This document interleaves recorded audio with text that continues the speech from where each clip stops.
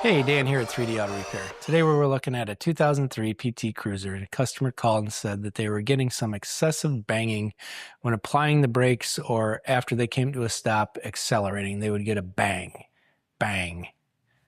So we said, yeah, we could take a look at it. Got the vehicle up on the lift, and sure enough, the rear lower control arm bushings had separated themselves from the lower control arm. So every time they were stopping, that control arm was flopping up and down,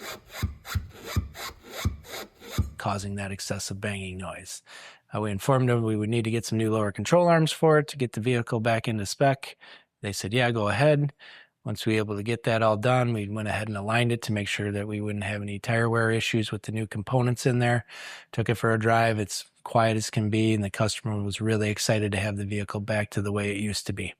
So if you have a vehicle that's making some excessive suspension noises or doing some weird things and you're not quite sure what to do or where to take it, we do offer free inspections for things like that. We do have some extensive suspension experience that would allow us to hopefully find that issue in the shortest period of time for you.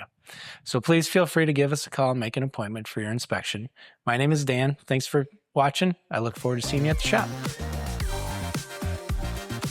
And please share this video so other people can get this information.